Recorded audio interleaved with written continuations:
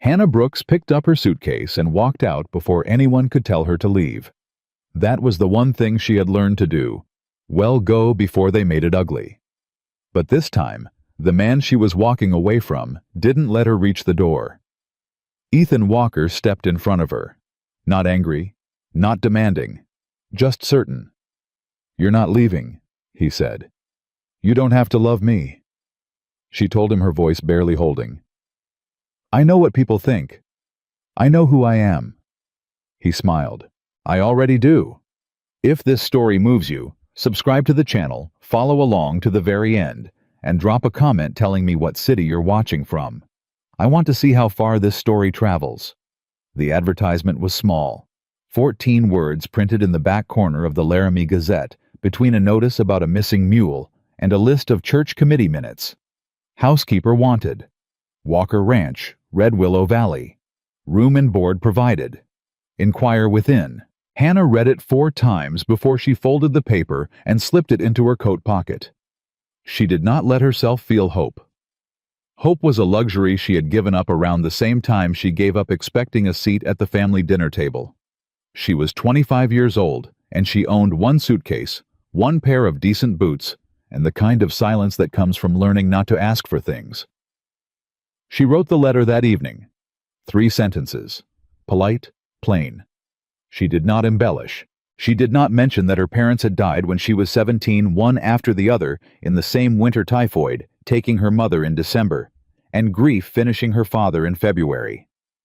She did not mention that she had spent the 8 years since moving between the households of 2 different aunts, cooking, cleaning, mending, managing, while being reminded in ways both spoken and unspoken that she was a burden they tolerated rather than a person they loved. She simply said she was experienced, reliable, and available immediately.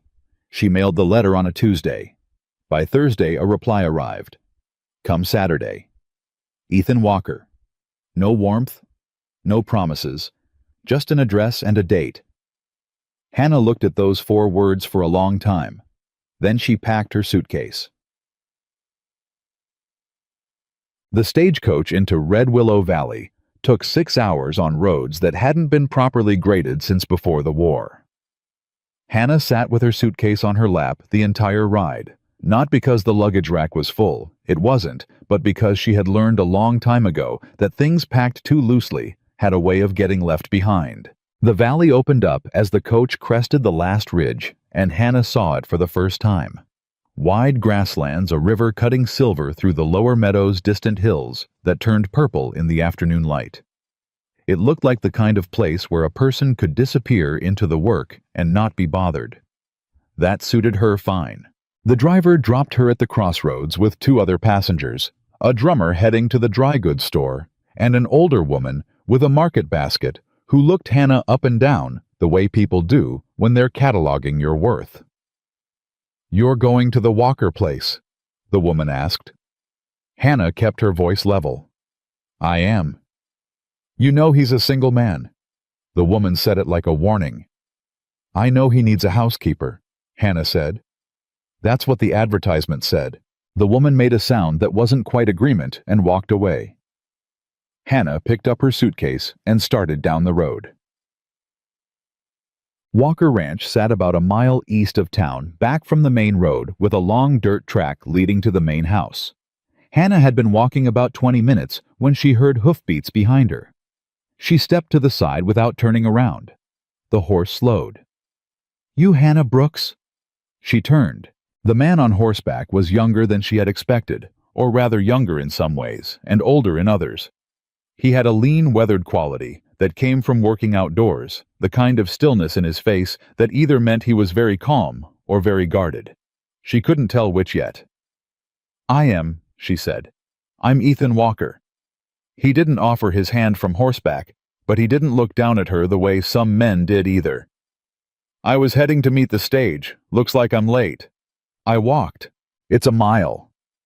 "I know, I walked it."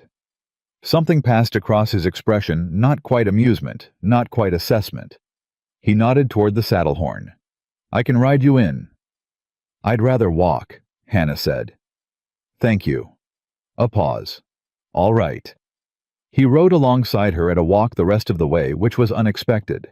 She had expected him to ride ahead. Most people did rode ahead and left you to catch up, as if the catching up itself was the point. They didn't talk much, but he matched his horse to her pace, and he didn't rush her, and when they reached the main house and she set her suitcase down to work. Her fingers loose, he tied up the horse and carried it inside himself without being asked. Hannah noticed that. She filed it away and told herself not to read anything into it. The house was bigger than she'd expected for one man. It had clearly been tended, once the kind of careful that comes from someone who loves a space, and then let go the way things go when grief or simply loneliness takes the maintenance out of a person. There was nothing dirty about it, just unused, like rooms holding their breath. A man named Clem, short and square-shouldered with hands like shovels, came in from the back and introduced himself as the foreman. He looked at Hannah the way she was getting used to being looked at in this town, with cautious curiosity. "You're the new help," he said. "That's right.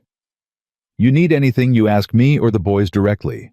Don't worry about bothering Mr. Walker. He's got enough on his mind." "I don't make a habit of bothering people," Hannah said pleasantly. Clem blinked. He seemed to reevaluate something. "Right," he said. "Supper's usually at 6. Hannah looked around the kitchen, took in the state of the larder, the condition of the wood stove, the single pot sitting on the back burner. "It will be at 6, she said. "That's not a problem." She made supper from what she found: salt pork, dried beans, cornbread from a half-empty sack of meal she located in the back of the pantry. Nothing remarkable, but hot and properly seasoned and served on time. Ethan came in, washed his hands, sat down. He didn't say anything for the first few minutes. Then, "You found the meal." "Back shelf behind the coffee." "I forgot it was there." Hannah said nothing.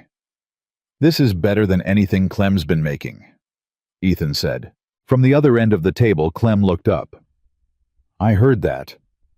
"You were meant to," Ethan said. It was the first moment Hannah saw anything like ease in him. She looked back down at her plate before he could catch her watching. She had been there 4 days when the first comment came from town. She had ridden in with the supply wagon, Clem driving Hannah with a list of provisions, and while Clem loaded flour at the general store, Hannah stepped into the dry goods to pick up needles and thread. 2 women were already inside. They stopped talking the moment Hannah entered. Then one of them, a tall woman with sharp cheekbones and a coral brooch, leaned toward the other and said just loud enough, "That's her, the one staying out at Walker's." The other woman tilted her head. "Alone out there with him?" "Well, she's a housekeeper." The first woman put deliberate space around the word. Hannah took her items to the counter. She kept her face quiet. She paid. She left. She sat in the supply wagon and folded her hands in her lap and reminded herself that this was not new. That people talked, and the talking said more about them than it said about her, and that what mattered was the work. She believed that. She almost believed it. By the end of the second week, she had learned the shape of the ranch. Ethan woke before the sun. He didn't talk much before coffee and didn't feel the need to make noise to fill silence, which was something Hannah deeply appreciated about him. He was honest in a blunt, undecorated way. If something was wrong, he said so. If something was right, he said that too. He didn't perform. The ranch hands were 5 in total. Clem, 2 brothers named Deke and Sal, a quiet young man named Pete, who reminded Hannah of a stray dog still working out whether a place was safe, and an older cowhand named Gus, who had worked for Ethan's father and stayed on after. Hannah fed them all. She fixed a torn saddle strap one afternoon when no one was around to notice, using a needle and heavy thread from her own kit. She left it hanging back in its place without saying anything. Gus found it that evening. He came to the kitchen doorway. "You fixed my rigging. It needed fixing. That's leather work." "I know what kind of work it is." Gus studied her for a moment. Then he nodded once slowly and walked back out. But after that, he started saying good evening when he passed and leaving his coffee cup by the wash basin instead of on the table, And Hannah counted those small things, because small things were the real currency of how people felt about you. Chatug. The first time Ethan really looked at her, not looked past her, not looked at her work, but looked at her, was on a Thursday evening 3 weeks in. She had been in the kitchen after supper, going over the household ledger. Ethan had his ranch accounts spread across the table in the front room, and at some point he had come to the kitchen doorway for water, and then simply stopped. "What are you doing?" he asked. "The books are behind. Household expenses haven't been properly logged in about 4 months." She didn't look up. "I found receipts in the bread tin." A pause. "The bread tin. Mixed in with the baking soda." He was quiet for a moment. "I can take care of that." "I know you can. I already have." She closed the ledger and looked up. "You were overpaying for lamp oil by 20%. There's a supplier in Casper who's considerably cheaper. I left the information on the first page." Ethan stood there with his water glass. He looked at her in a way she couldn't fully read. "You don't have to do all of this," he said, not dismissively, more like concern that she was working too hard. "I'm a housekeeper," Hannah said. "It's what I'm here for. The ledger isn't part of the job. Then consider it something I did because it needed doing." She pushed her chair back. "Good night, Mr. Walker." She was halfway to the hallway when he said, "Ethan." She stopped. "Call me Ethan," he said. "Everyone here does." Hannah stood with her back to him for one breath. 2. "Good night, Ethan," she said, and went to her room. She lay awake longer than she should have. She told herself it was the accounts, the satisfaction of numbers falling into order, of bringing structure to a household that had quietly been sliding toward chaos for months. That was all it was. She told herself that quite firmly. The gossip accelerated after the first month. It was Bet Crawford who seemed most dedicated to the project, a widow with a large house on the main street and the kind of social position that made her opinions travel fast. Hannah learned her name from overhearing a conversation she was never meant to hear, standing in the alley behind the mercantile with a crate of sugar and salt. "She's got her claws into him," Bet was saying. "Mark my words. A woman that age, no prospects, no family, she knows exactly what she's doing." "He doesn't seem to mind," the second voice said. "He's a man," Bet replied. "He doesn't know what's happening to him yet." Hannah stood in the alley until their voices faded. Then she set the crate down, pressed both palms against the wall, and stood there for a moment doing nothing but breathing. She wasn't angry. She was tired. Because she had heard different versions of this her entire life. "You're a burden. You're a schemer. You don't deserve what you're given." There was always a story about her that someone else was more comfortable with than the truth. She picked up the crate. She walked back to the wagon. She told no one. But something shifted in her after that. She began watching Ethan differently, not with hope, but with a kind of anxious accounting. Calculating the cost she was to him. Not in wages, in reputation. In the way men like Walter Briggs, she had seen him watching Ethan at the last town gathering with a particular expression, used other people's weaknesses against them. She had heard about Walter Briggs in pieces the way you hear about a weather system coming from the West. He owned the bank. He owned 3 businesses. He wanted the Walker grazing land because the river ran through it, and the river meant water rights, and water rights in Wyoming in 1888 were worth more than gold. He had made Ethan offers polite, then less polite for 3 years running. Ethan had said no every time, and now here was Hannah Brooks, a woman with no name, no family, no standing, living on Ethan Walker's property and giving every gossip in the valley something to talk about. She thought about that a great deal. It was Clem who told her without meaning to. He came in for his noon meal one Thursday, sat down heavier than usual, and said nothing for so long that Hannah finally looked up. "Something wrong?" "Heard something in town," Clem said. She waited. Walter Briggs's man, that lawyer he keeps on retainer, was at the feed store this morning, talking loud enough for 3 counties to hear. Clem kept his eyes on his plate. Saying Mr. Walker had himself a situation at home. Said having an unattached woman living on the ranch was the kind of thing decent families don't do. Said if Mr. Walker had any interest in keeping his standing in the valley, he ought to reconsider his arrangements. The kitchen was very quiet. "Did he?" Hannah said. "Yes, ma'am." Hannah set down her knife.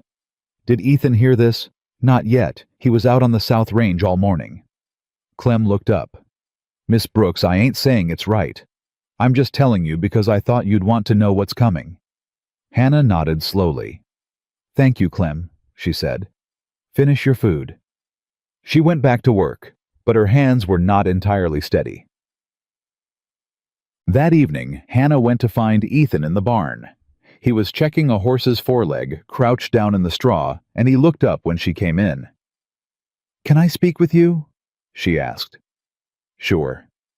He stood, dusted his hands. Hannah had rehearsed this.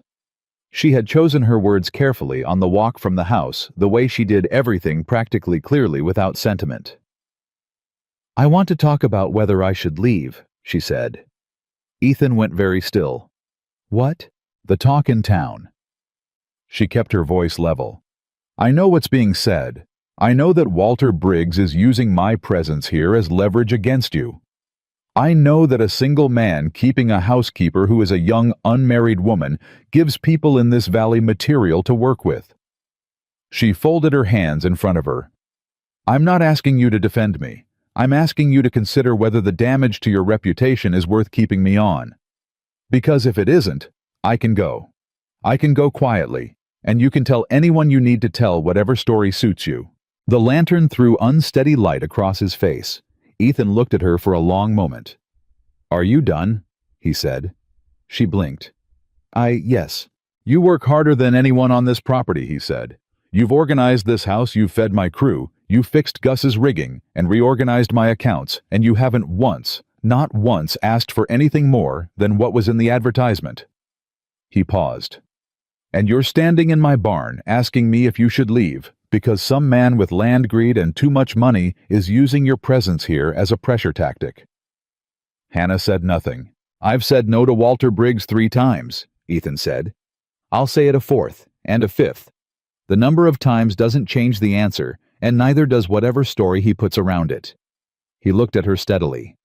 "I'm not asking you to leave Hannah." The way he said her name, she hadn't expected the way he said her name. "People will keep talking," she said. "People always keep talking," he said. "That's what people do. The question isn't whether they'll talk. The question is whether you let them decide things for you." Hannah stood there. She wanted to say something sharp and practical that would put the correct distance back between them. She couldn't find it. "Go back inside," Ethan said, not unkindly. "It's cold." She went. She did not sleep well that night, and for the first time in a very long time, the reason had nothing to do with fear. Young Pete came to her the following week with a cut on his hand that had gone 3 days without being properly cleaned, the way young men do, ignoring damage until it becomes a problem that can't be ignored anymore. Hannah cleaned it, bandaged it, told him it needed to be kept dry. "You're better at this than the doctor in town," Pete said, watching her wrap the bandage. "I spent 2 years managing a household with 4 young children," Hannah said. "You learn. Did you like it, working for them?" She tied off the bandage. "It was work. It paid." Pete was quiet for a moment. "You're different from what I expected when Mr. Walker said he was getting a housekeeper." "What did you expect?" He thought about it. "Someone older, I guess. Stricter." Hannah almost smiled. "I am very strict." "You're not," he grinned. "You let Deke take extra cornbread. Deke is hungry every meal. It's not strictness that's required, it's an adequate supply of cornbread." She looked at him. "Keep that hand dry." "Yes, ma'am." He hopped off the fence and she watched him go. This boy, who was maybe 19 and already working a man's job with a man's stoicism and a child's need to be fed and looked after, and she felt something that had no clean name, something between tenderness and recognition. She understood being young and working hard for people who would forget you the moment you became inconvenient. She understood it completely. On the last Saturday of the month, Hannah went to town alone for the first time. She had a short list. The trip should have taken an hour. At the dry goods store, she paid for her items and turned to leave and nearly walked directly into Betty Crawford, who was standing just inside the doorway with a look on her face that said she had been waiting. "Miss Brooks," Bet said. "Mrs. Crawford," Hannah said pleasantly. "I wonder if I might have a word." "Of course." Bet looked at her with the expression of a woman who has decided she is doing something unpleasant for someone else's own good. "I don't suppose anyone has had the care to speak plainly to you since you arrived in our valley."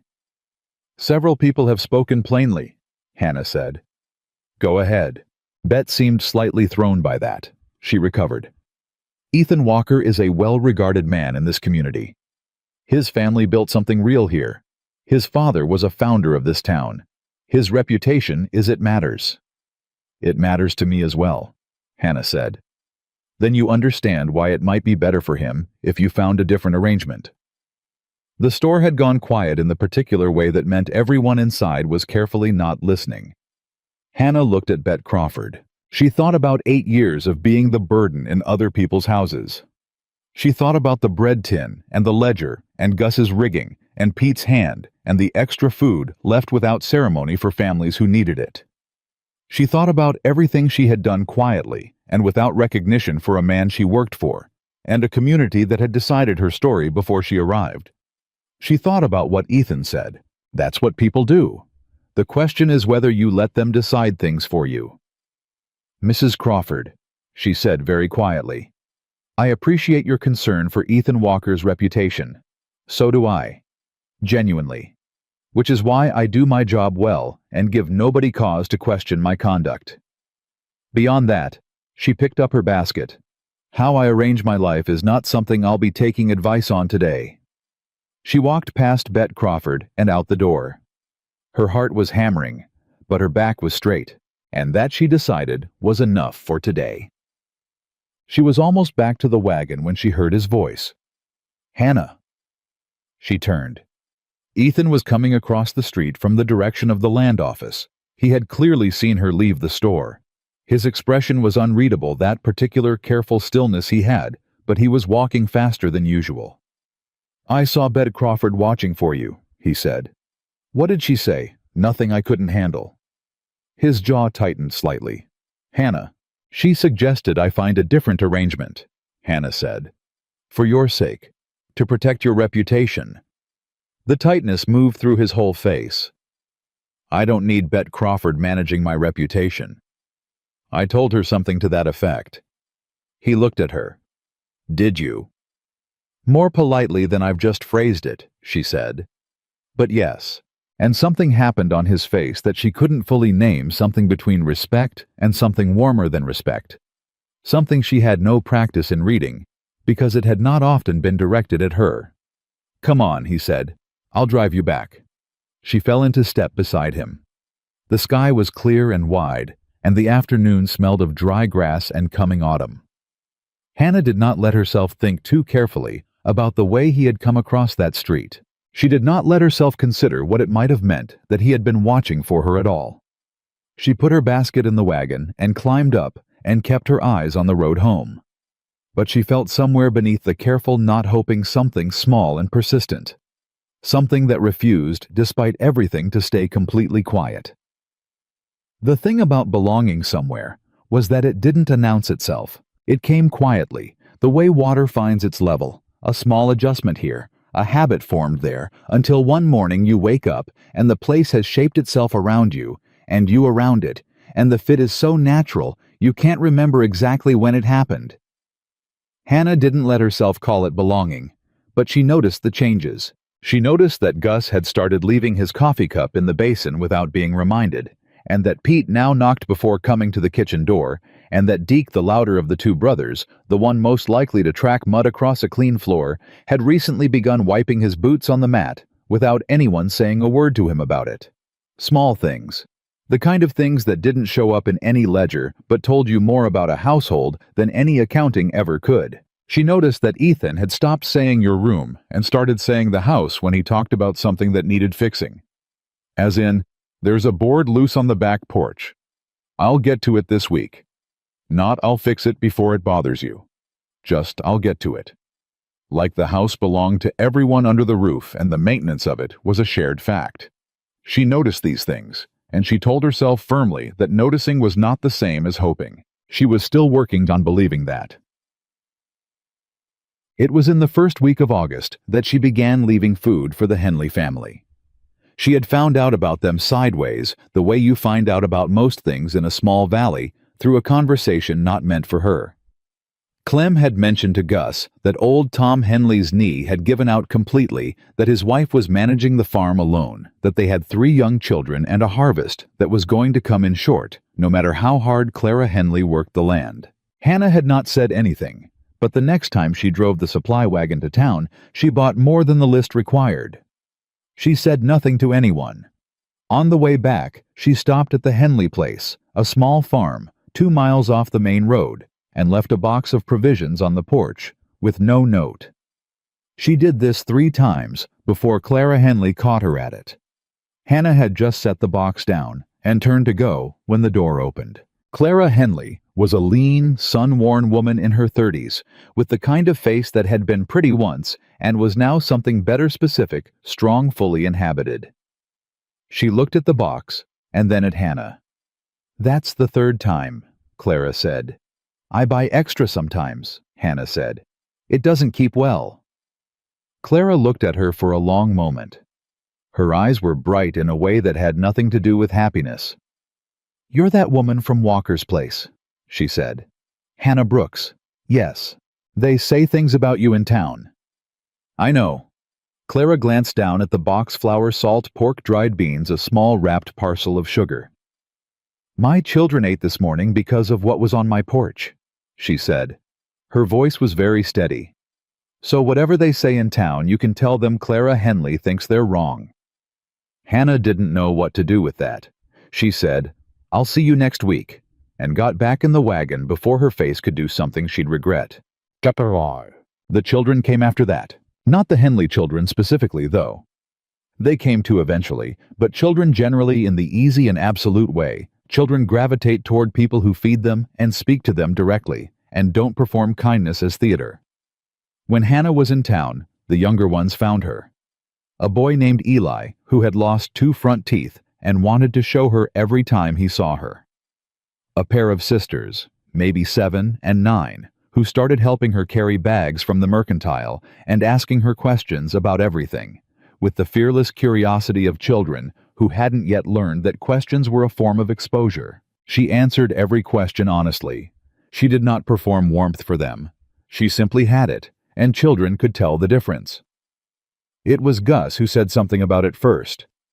He came in for his midday meal on a Tuesday and sat down and said without preamble, "You know every child in this town runs toward you like you're a fair." Hannah set his plate down. "They're children. They run toward anyone who feeds them." "Nope," Gus said simply, and started eating. What Hannah didn't know, what she had no way of knowing, was that Ethan had started watching, not in any inappropriate or calculated way. It was the kind of watching that happens when someone does something that surprises you repeatedly, until the surprise stops being about the specific thing and starts being about the person. He had watched her fix the ledger and reorganize the pantry and manage the ranch accounts with the casual competence of someone who had always known how things worked. He had watched her handle Bet Crawford in the street with a quietness that contained more steel than most confrontations. He had watched her hand Pete a bandaged wrist and a matter-of-fact word and send him back to work better for it. He had started watching her leave food at the Henley farm before she thought anyone noticed. He had seen the way Clara Henley's face changed when she talked to Hannah and looked at that box. He had seen the Eli boy run toward Hannah on the main street with the unashamed velocity of a child who has decided without deliberation that a person is safe. He didn't say anything about any of it, but Clem noticed that he noticed. Clem had worked for Ethan Walker for 9 years, and he had a foreman's eye for the weather systems that moved through a man's behavior before the man knew they were there. She's something, Clem said one evening, when the two of them were checking fence line, and Hannah's name had not come up, but was somehow present anyway. Ethan didn't respond. I'm just saying, Clem said. I heard you, Ethan said. Didn't say you didn't. They rode in silence for a while. She's an employee, Ethan said. Sure, Clem said. The word sat in the air between them, doing very little to convince either man. Walter Briggs arrived on a Wednesday. He came to the ranch directly, no letter, no warning, which was itself a statement. Men who announced themselves gave you time to prepare. Men who arrived unannounced wanted the advantage of your surprise. Ethan was in the yard when the buggy came up the track. He didn't move toward it. He waited. Walter Briggs was a well-built man in his late 40s, with the careful, prosperous look of someone who had never missed a meal and made sure you knew it. He had good clothes and a practiced smile and eyes that were always working a calculation. He stepped down from the buggy and extended his hand. Ethan, you're looking well. Walter. Ethan shook his hand once. What brings you out? I was passing through the valley, Walter said, which was a lie so obvious it was almost respectful in its directness. Nobody passed through Walker Ranch. The road dead-ended at the river. Thought I'd stop in, see how things were going. Things are fine, Ethan said. Good, good. Walter looked around the yard with an expression of comfortable appraisal that managed to imply ownership without stating it. I hear you've taken on a new housekeeper. I have. Young woman. She's 25, experienced. Walter nodded slowly. I imagine the valley's had something to say about that. The valley always has something to say, Ethan said. I've never found it worth adjusting my decisions around. Walter's smile didn't change, but something behind his eyes did. Of course, absolutely. He paused. I only mention it because, well, you know how things work out here. A man standing in the community is a real asset. The bank, the land office, people do business with people they trust, people they respect. He let that sit. I'd hate to see anything complicate that for you. The pause he left after that was the shape of an offer without being one yet. Ethan looked at him. I appreciate the concern, Walter. Is there something else you wanted to discuss? A flicker of recalibration behind the smile. The land offer still stands, you know. I've gone up on my figure since last year. It'd be a fair arrangement. My answer hasn't changed. Property values in this valley are only going in one direction, Ethan. I'm trying to give you a good deal while I know what you're trying to do, Ethan said. Not unkindly, not heated, just completely clear. The answer is no. It'll still be no next time you ask. I'd rather we both save the time of the asking. Walter held the look for 2 seconds. Then he smiled, the real kind this time, the one without warmth. Well, can't fault a man for being direct. He turned back to his buggy. You know where to find me. I do, Ethan said. He watched the buggy go back down the track and didn't move until it was out of sight. Behind him, the kitchen door was slightly open. He turned. Hannah was standing just inside it with a dish towel over her shoulder, and her expression was completely composed, but her eyes told him she had heard every word. How long has he been after the ranch? She asked. 3 years. And he's never come out to the property directly before? Ethan looked at her. No, he said. He hasn't. The silence between them was brief and exact. He came to look at you, Hannah said. Not accusatory, just stating the thing clearly the way she stated most things. He came to see what he was working with. Ethan said nothing. He's going to use me as the pressure point, she said. I want you to know I understand that. And I want you to know that if it becomes a problem you can't manage, I will. Hannah. Leave quietly without, Hannah. His voice was firm, not harsh, just settled. Stop. She stopped. I know what he's doing, Ethan said. I knew what he was doing before he got out of the buggy. He looked at her steadily. You are not a problem I need to manage. Do you understand me? She held his gaze. Yes, she said finally. Good. He moved toward the barn. Whatever you're making for supper smells like it's burning. Hannah spun around. It wasn't burning. She had pulled it back before she came to the door. She stood in the kitchen, with her heart doing something irregular, and told herself very firmly that you are not a problem. I need to manage was a practical statement about ranch operations, and nothing more. She almost believed it. August moved into September, and the valley began its slow turn toward autumn. The light changed, went golden and lower in the sky, threw long shadows earlier in the afternoon. The work on the ranch shifted with the season, and the tempo of the days changed, and Hannah changed with it, learning the rhythm of the place. The way you learn a piece of music, first haltingly, then with growing confidence, until eventually you're not thinking about the notes anymore, only the song. She had a routine now. She woke early, started the stove, had coffee ready before Ethan came through. She had learned how he took it black 1 cup to start a second hour after breakfast, and she had learned that he liked quiet in the mornings and was at his most communicative in the evening after the day's work was done. She had learned that he never asked for things directly, but indicated need through the most minimal possible signals. A pause at the doorway, a glance toward a shelf, and that once you knew how to read those signals, he was actually quite easy to take care of. She was not going to think about that word, take care of, and what it meant that she had started applying it to him. She was absolutely not going to think about that. The gossip intensified in September, which she had not anticipated, but perhaps should have. She had been in Red Willow Valley for almost 3 months by then, and 3 months was long enough that her presence could no longer be explained away as a temporary arrangement. The town had expected her to fail, or be dismissed, or leave of her own accord, and she had done none of those things. She had stayed, and the ranch had visibly improved, and Ethan Walker showed no signs of regretting his advertisement. That apparently required a new explanation. The new explanation was money. Word spread she learned this from young Pete, who reported it with the indignant transparency of someone who had not yet learned to hide his feelings, that the prevailing theory in town was that Hannah had ingratiated herself with Ethan Walker to secure a wealthy future. That she had come to Red Willow Valley with the specific and calculated purpose of attaching herself to the most successful unmarried man in the valley.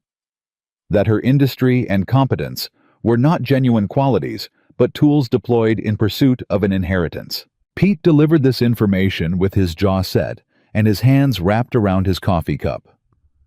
"People are stupid," he said. "People are frightened," Hannah said. What are they frightened of? She thought about that. Of someone getting something they don't think she deserves. It's easier to believe she's scheming than to believe she just works hard and is good at what she does. She paused. If she's scheming, then the world still makes sense. If she's just good and hardworking and still gets talked about like that, then the world is less fair than people want to believe. Pete stared at her. That doesn't make it okay, he said. No. Hannah agreed. It doesn't. She went back to kneading the bread dough and said nothing more because there was nothing more useful to say, and because her hands needed to be doing something, or the feeling that had been building in her chest since he'd told her was going to become visible on her face. Doug. She had thought she was past caring. That was the thing she had told herself for years, that she had learned not to need people's good opinion, that she had built herself a self that didn't require approval to hold its shape. And it was true mostly. She didn't need praise. She didn't perform for it. She didn't lose herself trying to earn it. But there was a difference she was discovering between not needing approval and being able to watch your reputation destroyed by lies without it costing you anything. She cared. She cared because she had done nothing wrong. She cared because she had been careful and honest and hardworking, and it had made no difference. She cared because in some small, buried, inadmissible part of herself, she had started to feel for the first time in longer than she could remember, like she might actually be in a place where she fit. And now they were taking that, too. Ethan found her on a Wednesday evening, sitting on the back steps alone, which was unlike her. Hannah was not a person who sat still without purpose. The stillness now had a different quality to it. He sat down beside her without asking. She didn't move away. For a while, neither of them spoke. The sky had gone the deep blue of early dusk, the first stars appearing in the east. "Pete told you," she said. "Gus told me," he said. "Before that, Clem. Before that, I heard it myself at the feed store." She looked at her hands. "And," she said. "And nothing," he said. "I told them what I thought of it." She looked at him. "What did you say?"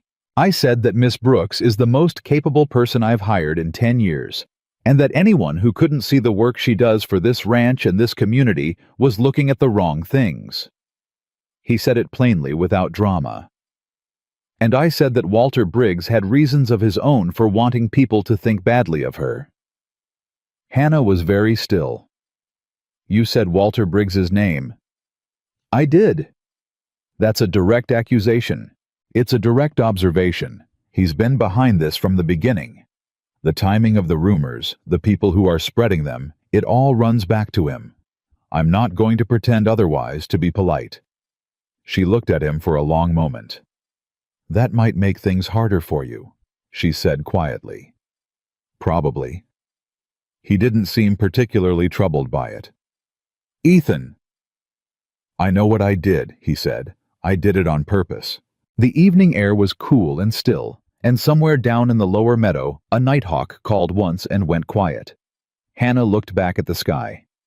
"I've never had anyone do that," she said very quietly.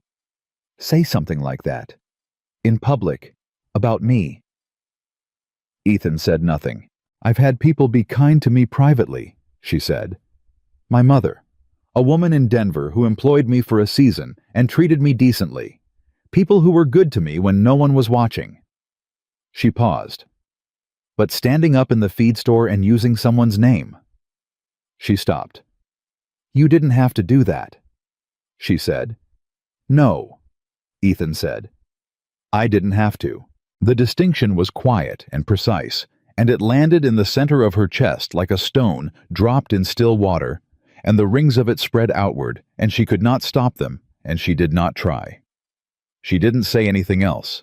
Neither did he. They sat there in the darkening evening until the stars were properly out, and then Hannah stood and went inside to start the next morning's preparations, and Ethan sat a little longer in the quiet, and neither of them named what was happening between them. But it was happening, and the whole ranch in its quiet way knew it. The following week, Walter Briggs made his first real move. It didn't come from him directly, that was his method she was learning. Distance. A word in the right ear, a rumor allowed to travel, a reputation dismantled by suggestion rather than direct attack. The move came from the county land office, where a clerk named Haskell, a small forward-leaning man who owed Walter Briggs a significant personal debt, filed a formal inquiry into the legal arrangements at Walker Ranch. The inquiry was on its surface procedural. Was the property properly documented under Ethan Walker's sole name? Were there any informal arrangements that might constitute a legal claim on the land? Were all parties to the ranch's operations clearly defined and documented? It was, in short, a suggestion delivered in official language that a woman living on a single man's property and managing his household accounts might be accumulating the kind of legal standing that could complicate the property's status. It was designed to frighten.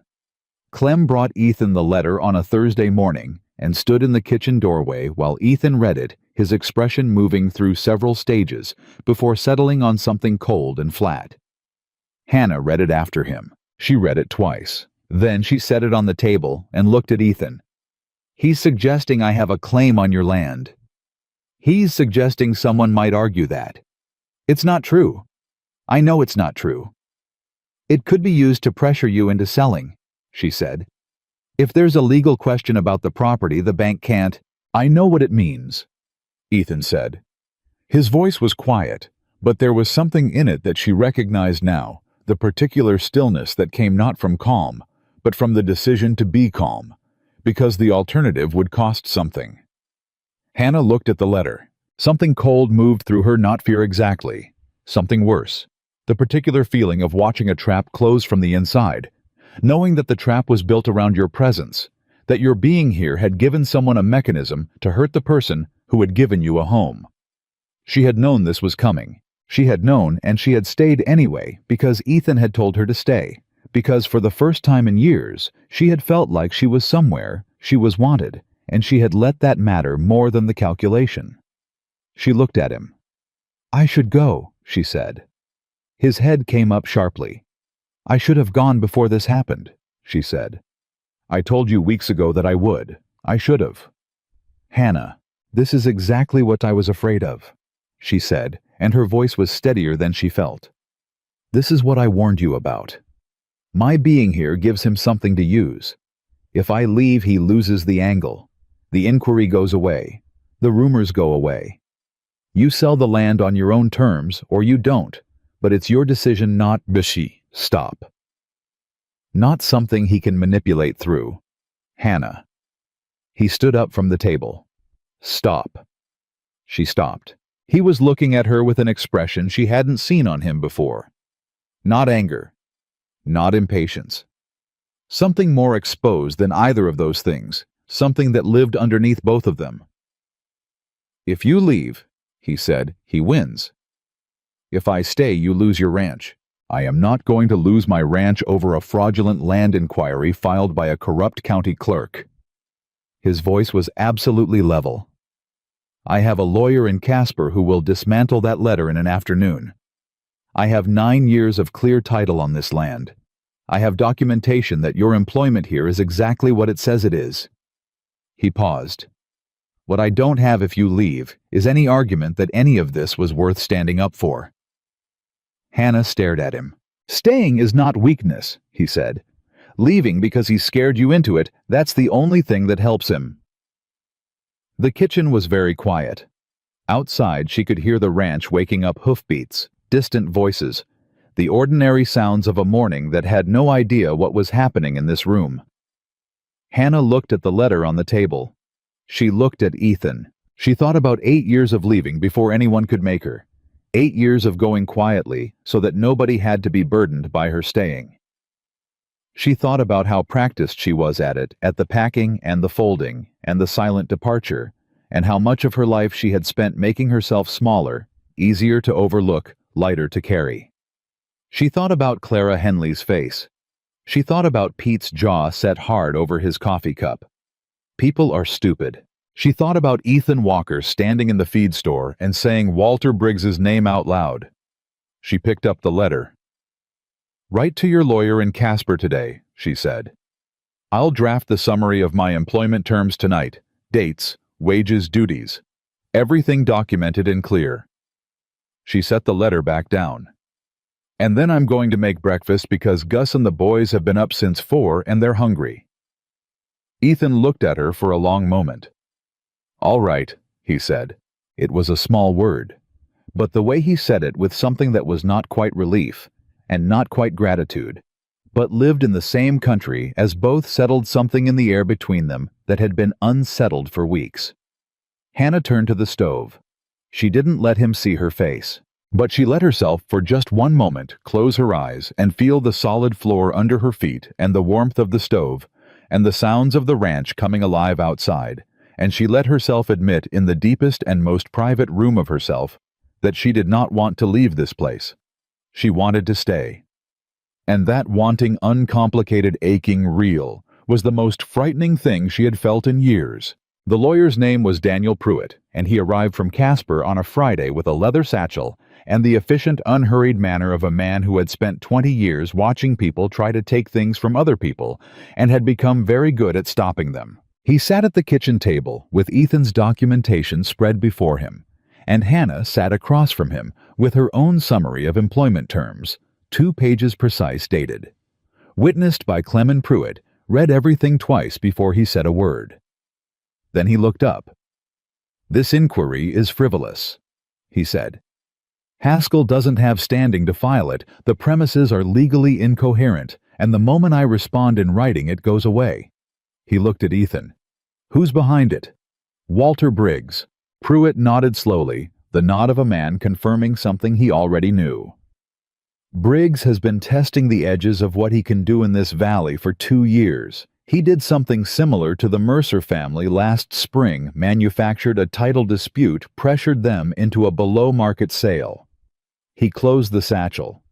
He didn't expect you to get a lawyer. He expected me to panic, Ethan said. Or sell, Pruitt said. Same outcome for him. He looked at Hannah. Your documentation is excellent, Miss Brooks. Clearer than most professional records I see.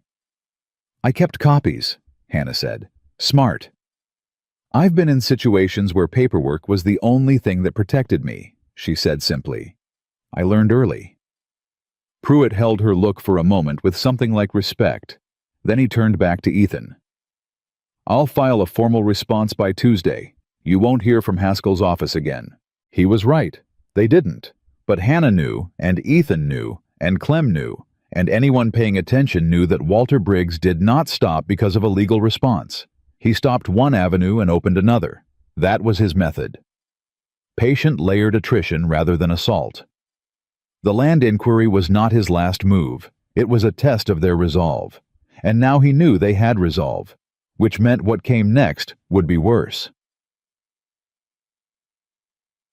What came next arrived not as a legal document, but as a story. Stories Hannah had learned traveled faster than any paperwork and cut deeper than any official inquiry. A legal document required a response. A story only required an audience. The version of the story that circulated through Red Willow Valley in the third week of September went like this. Hannah Brooks had come to Wyoming not from honest need, but from deliberate calculation. She had identified Ethan Walker through the advertisement as a man of property and few social connections. She had managed his household accounts that, according to the story, had discrepancies that couldn't fully be explained.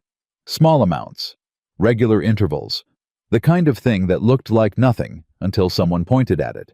The story was specific enough to sound credible and vague enough to be impossible to directly refute. Hannah heard it from Clara Henley, who came to the ranch on a Wednesday morning with her market basket and a face that was doing the careful work of staying neutral while her eyes said something urgent. I wanted you to hear it from someone who doesn't believe it, Clara said. Hannah stood in the kitchen doorway and listened to all of it. When Clara finished, the silence lasted a few seconds. The accounts, Hannah said. That's the part that's hardest to argue against, Clara said. Because most people don't understand bookkeeping well enough to know what a discrepancy looks like versus what proper allocation looks like. He found someone who looked at the ledger. Hannah said more to herself than to Clara. She was already running it through her mind, who had access, who had been in the house, who might have photographed or copied entries and brought them to someone who could reframe them. The answer came quickly. 2 weeks ago, a man from the county assessor's office had come to the ranch for the annual property valuation. He had been in the front room with Ethan for an hour. Hannah had been in the kitchen. The ledger had been on the desk. She had left the room once for approximately 10 minutes to check something in the pantry. 10 minutes. It was enough. She looked at Clara. Thank you for telling me. What are you going to do? Fix it, Hannah said. The same way I fix everything else, methodically. Clara studied her for a moment. You're not frightened. I'm furious, Hannah said. That's different. She spent that afternoon pulling every receipt, every invoice, every entry in the household ledger, going back to her first week at the ranch, and she built a reconciliation document so complete and so clear that every single figure could be traced to a dated source document. Every allocation, every purchase, every cent. It took 4 hours. When Ethan came in at supper and found her still at the table, surrounded by paper, he stopped. Hannah, sit down, she said. I need to show you something. She walked him through all of it. Every entry, every receipt, every explanatory note she had added in the margins. She did not rush. She did not apologize. She presented the documentation the way she did everything directly, clearly, without theater. When she finished, Ethan sat back. There's nothing wrong with these accounts, he said. I know that. I know you know that. I'm saying I know it. He looked at her across the table. Hannah, I never thought not for 1 second. I know, she said, but other people will. And when they come to you with questions, you need to be able to answer them with paper, not faith. She slid the reconciliation document across to him. "Keep this somewhere safe. Separate from the ledger." He took it. He held it for a moment without looking at it, looking at her instead. "How are you this calm?" he said. "I'm not calm," she said. "I'm organized. Those aren't the same thing." Something moved across his face, that thing she had stopped trying to name because naming it felt dangerous. "No," he said quietly. "They're not."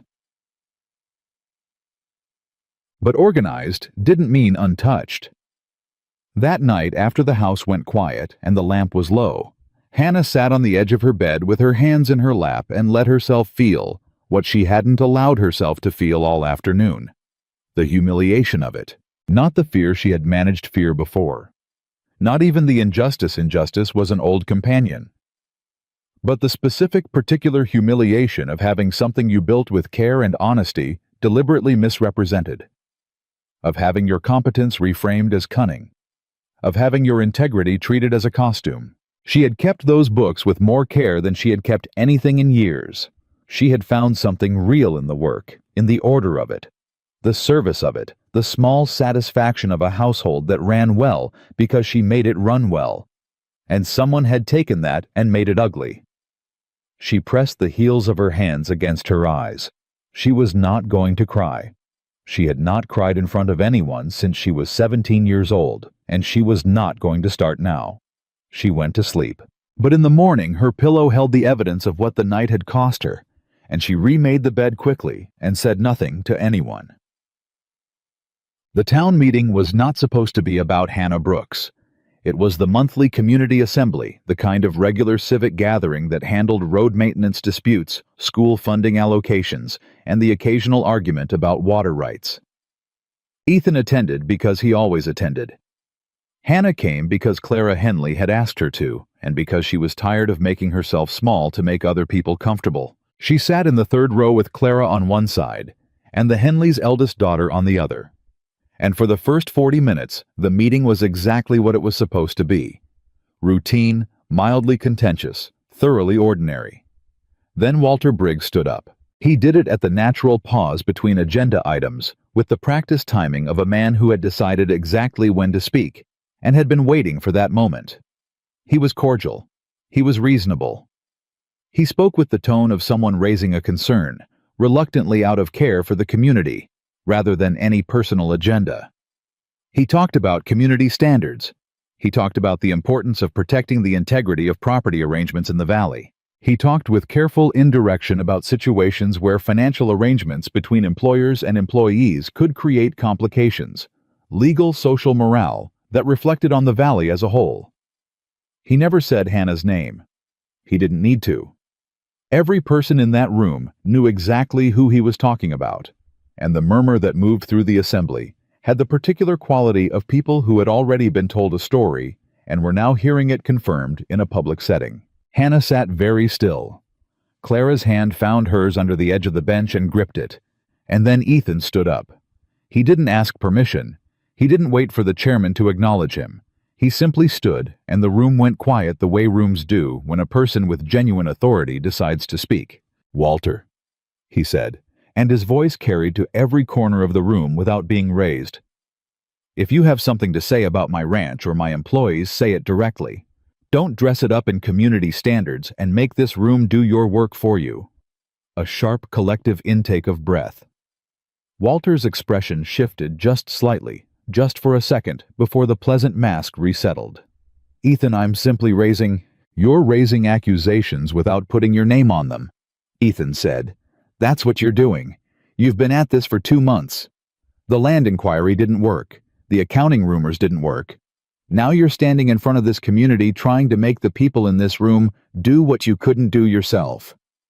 He paused. "I want to know why."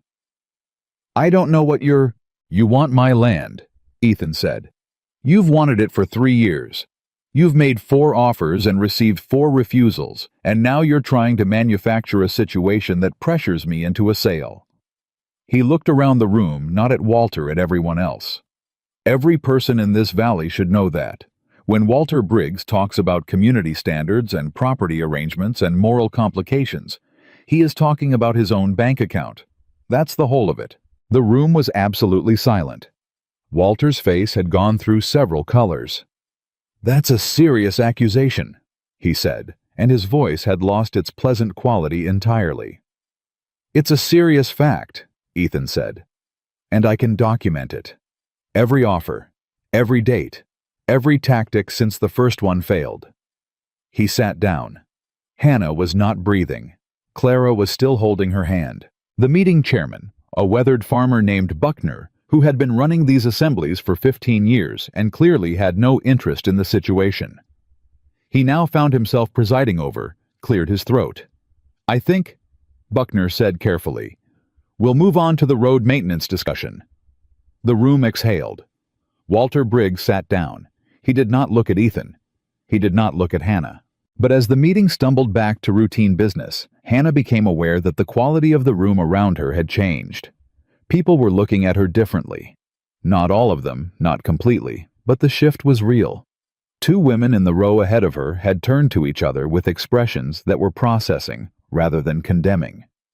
An older man 2 rows back caught her eye and gave a small, deliberate nod. After the meeting, the chairman's wife came to find her. Her name was Ruth Buckner, and she was a compact, direct woman in her 60s who had lived in this valley longer than most of the buildings in it. "I remember when Ethan's father built that ranch," Ruth said. "Good man. His son is a good man." She looked at Hannah carefully. "Are you all right?" "I'm fine," Hannah said. "You've had a hard few months." "I've had harder." Ruth studied her. "I believe that," she said. "I'll tell you something, Miss Brooks. This valley has a short memory for things that aren't true once the truth gets properly aired. Give it time." She patted Hannah's arm once and walked away. Hannah stood there. Give it time. She had heard those words before, usually as a way of asking someone to be patient with being wronged. But coming from Ruth Buckner in that tone, it felt different. It felt like a promise someone was actually willing to keep. Ethan found her outside after the room had cleared. She heard his footsteps and didn't turn around. "You should have told me he was going to do that," she said. "I didn't know he was going to do that specifically," Ethan said. "I knew he was going to do something. I've known for 2 weeks." "You've been preparing." "I've been waiting for him to make a public move. He had to eventually. Private pressure wasn't working." He stopped a few feet behind her. "Are you angry with me?" She turned. "No," she said, and she meant it.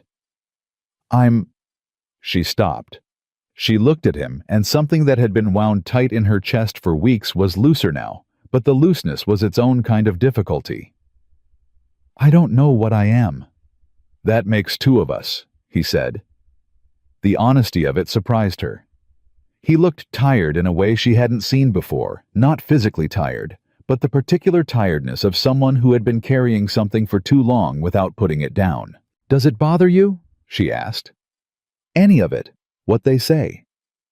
"It bothers me that it bothers you," he said. "The rest of it." He shook his head. "Men like Walter Briggs have been trying to tell me what my land is worth my entire adult life. I'm used to not listening." "It's not just the land this time." "No," he said. "It's not." The space between them had changed. She had been aware of it for weeks, the careful way they moved around each other, the precision of the distance they kept. The conversations that said one thing plainly and held something else underneath. But standing here now with the meeting hall behind them and the public confrontation still fresh in the air, the care felt thinner. The distance felt less like propriety and more like effort. "Ethan," she said. "Hannah," he said at exactly the same moment. They both stopped. A beat. "You first," he said. She looked at him. She had rehearsed this, a reasonable, practical statement about the situation, about Walter Briggs, about what the next steps should be. She had the words ready. What came out instead was, "I don't know how to do this." He was very still. "Do what?" She looked at her hands. "Be somewhere that where someone—" She stopped, started again. "I've been somewhere that felt like being tolerated my entire life. Every house, every room, even the decent ones. They were decent because I was useful. I was welcome because I was convenient. She looked up. This is different. And I don't know how to... Her voice held, but only just. I don't know how to trust it. I keep waiting for it to become what everything else became. Ethan looked at her for a long moment. I know, he said. You know, I know what it looks like when someone's been told by enough people that they're a burden. He paused. My mother left when I was 11. Not because of anything dramatic. Just she decided the life here wasn't enough for her. She went to Chicago. He said it the way people say things they've made peace with, but haven't forgotten. My father never recovered. Not really. I grew up watching a man convince himself that loving someone who left made sense. He looked at her. I know what it is to be careful with your own feelings. To hold them back because you've seen what happens when they cost more than you can afford. Hannah looked at him. She had not expected that. She had not expected to feel in the middle of all of this, Walter Briggs and the gossip and the land inquiry and the town meeting, that the thing happening was not the crisis around them, but the thing between them, moving inexorably towards something that both of them had been trying to hold at a careful distance. What are we doing? She said quietly. I think we're being honest, Ethan said. Possibly for the first time since you got here. That's terrifying, she said. Yes, he agreed. It is. She woke at 4 a.m. 3 days later. Not from a nightmare. From thinking. She lay in the dark, and she turned it all over the months at the ranch. The town meeting. The conversation outside the hall. The careful and growing weight of what she felt every time Ethan Walker said her name, or stepped into a room, or looked at her with that specific attentiveness that she had stopped pretending was nothing. She thought about all the reasons this was wrong. She was his employee. She had no standing, no family, no property. The entire town already believed she was trying to trap him. Staying, feeling what she felt, letting it become anything it would validate every story Walter Briggs had told. It would give his lies the one thing they currently lacked, a version of the truth. She thought about Ruth Buckner. Give it time. She thought about Ethan's mother leaving for Chicago and Ethan's father not recovering. She thought about Ethan saying, I know what it is to hold your feelings back because you've seen what they cost. She got up. She dressed. She went to the kitchen and started the stove and made coffee before dawn, and sat with both hands wrapped around her cup in the dark, and she made a decision. She would leave. Not because of Walter Briggs, not because of the gossip, not because of what the town thought, or what the talk would become, or any of the practical calculations she had been running for months. She would leave because she had started to feel something she could not afford to feel. And the only honest thing, the only genuinely clean thing, was to go before it became a cost Ethan couldn't see coming. He had done enough for her. He had stood in the feed store and said Walter Briggs's name. He had stood in the town meeting and laid the truth out in front of everyone. He had told her she was not a problem to be managed. He had given her more dignity in 4 months than most people had given her in a lifetime. She was not going to repay that by wanting more. She would write the note tonight. She would be at the train depot by morning. She moved through that decision like a woman who has accepted a necessary grief. Methodical. Clear her hands, steady, because the choice was made, and the making of it had taken the trembling out. She did not let herself think about what the kitchen would feel like once she was gone. She did not let herself think about Pete's face, or Gus's quiet nods, or Clara Henley at the porch door with bright, honest eyes. She packed her suitcase that night, one careful item at a time. She wrote the note at the kitchen table in the darkest part of the early morning, and she was precise and she was grateful, and she said everything she meant and nothing she couldn't say. And when she folded it, she set it on the center of the table where he would find it first thing. She picked up her suitcase. She walked to the door. She looked at the kitchen, the stove, the clean shelves, the ledger on the corner table, the cup she had set out for his morning coffee, out of habit, without thinking the way you do things you've done every day for months. She picked up the cup and put it back in the cabinet. Then she went out into the dark and started walking toward town. The note was still on the table when Ethan came downstairs. He saw it before he saw anything else. The folded paper in the center of the kitchen table, precisely placed the way Hannah placed everything. His name written on the outside in her clean, careful hand. He stood there for 3 seconds. Then he picked it up. He read it once quickly. Then again slower, the way you read something when the first pass doesn't produce the result you were hoping for. She thanked him. Of course, she thanked him. Hannah Brooks, who had been thanking people for tolerating her presence.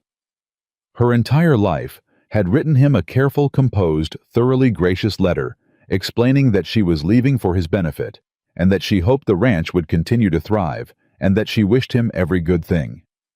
Every word of it was generous. Every word of it was wrong. He put on his coat and walked out. He didn't saddle the horse.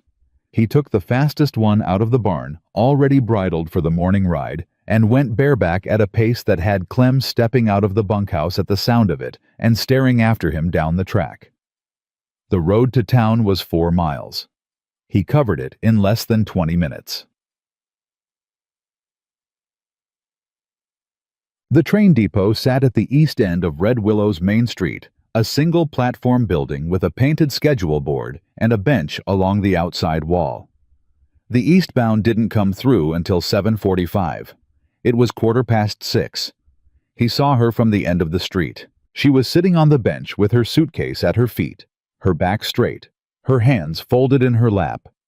She was wearing her gray coat, the one she'd arrived in 4 months ago, and she was looking at the schedule board with the expression of a person who has made a decision and is now simply waiting for the machinery of it to execute.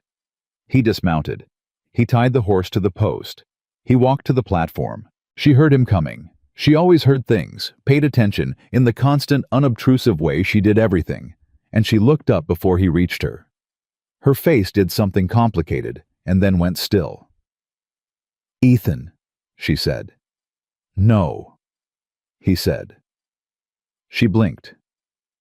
"I haven't said anything yet." "You left a note," he said. "I read the note.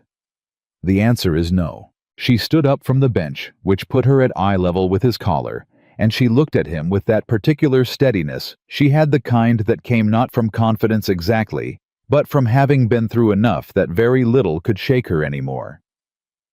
"I made a decision," she said. "A wrong one. That's not yours to determine. You're leaving for my sake," he said. "You said so in the note, explicitly, which means it is mine to determine because you've made it about me." She opened her mouth, closed it. "You think if you leave the problem goes away," he said. "Walter Briggs loses his angle. The talk stops. My reputation settles back into place and everyone moves on." He took one step closer. "You're wrong." "I'm not wrong," she said, and there was something slightly ragged in her voice now, something she was working to keep controlled. "I've watched this play out for months. I'm the thing he's using. If I remove myself, he wins," Ethan said. "I told you that. You told me that before the town meeting, before he stood up in front of everyone and said what he said. It's different now. It's not different." His voice was quiet and absolutely certain. "Hannah, listen to me. Walter Briggs does not care about you. He never did. You were a mechanism, a pressure point. The moment you leave this valley, you stop being useful to him, and he finds another angle, another story, another way to make my life difficult until I sell." He paused. "Your leaving doesn't solve a single thing except you're gone." She looked at him. "And that," he said, "is the part I'm not willing to accept." The depot was quiet. A mockingbird somewhere nearby went through its repertoire. The morning was coming up cold and clear. "You should be willing to accept it," she said, and her voice was lower now, less steady. "I'm your housekeeper, Ethan. I came here with one suitcase and no prospects, and your advertisement was the only door that opened, and now I've made your life complicated in ways you didn't ask for, and I don't want to be someone else's burden. Not again. Not yours." "Is that what you think you are?" he said. "I think I'm being realistic." "No," he said. "You're doing what you've done your whole life. You're making yourself leave before someone can make you. You're deciding the ending of a story that isn't finished yet because you've been taught that your version always ends the same way. The breath she took was audible. "You don't know what my life has been," she said. "I know enough," he said. "I know you came here expecting nothing. I know you've been given every reason to believe that's what you deserve. I know that every time something gets close to mattering, you find the most honorable exit you can and you take it." He looked at her fully without flinching. "I'm asking you not to this time." Her eyes were bright. She was holding everything very carefully the way she held things when she was closest to losing hold of them. "Why?" she said. It came out small, genuine. The realest question she'd asked him in 4 months. Ethan looked at her for a long moment. "Because the ranch runs better with you in it," he said. "Because Gus smiles now, which he didn't do for 2 years before you came. Because Pete would be halfway to infection if you hadn't cleaned that cut. Because Clara Henley's children went to school with full stomachs this winter. Because of what you left on her porch." He paused. "And because when I come in at night and the lamp is on in the kitchen and I can hear you moving around in there, I don't feel like I'm coming home to an empty house anymore." She was not going to cry. She had made that decision at 17 and she had kept it through everything, and she was not going to break it now on a train platform in front of a man who— "Don't," she said, and her voice cracked on the word. "Don't say things like that." "Why not?" "Because it makes it harder." "Good," he said. "It should be harder.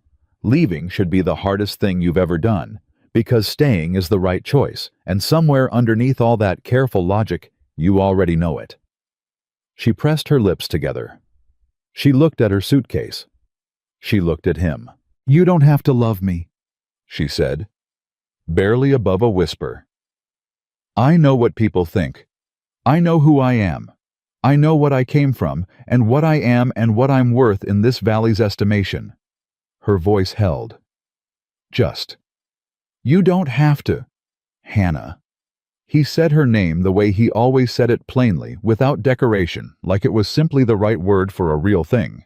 He was smiling, not with pity, not with the careful warmth of someone managing her feelings, with the absolute, uncomplicated certainty of a man who has made up his mind about something important and arrived finally at the place he was always going. "I already do," he said. The depot was very quiet. Somewhere the mockingbird had stopped. Hannah stood completely still. She thought for one disoriented moment that she had misheard, that her own need had shaped the words into something they weren't. She had done that before, heard kindness as something more, and paid for the misreading.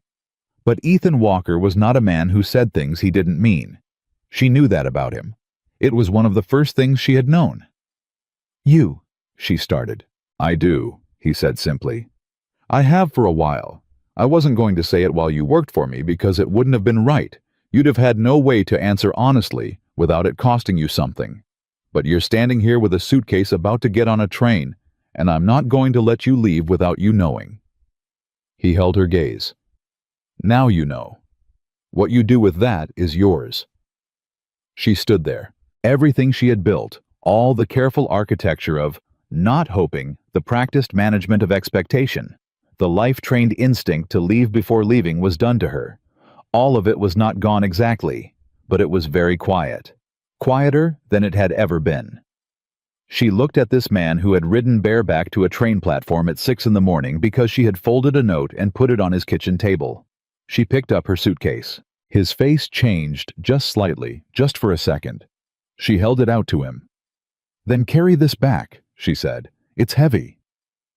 He looked at the suitcase.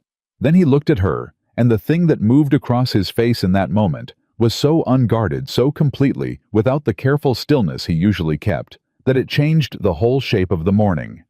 He took the suitcase. He didn't say anything. Neither did she.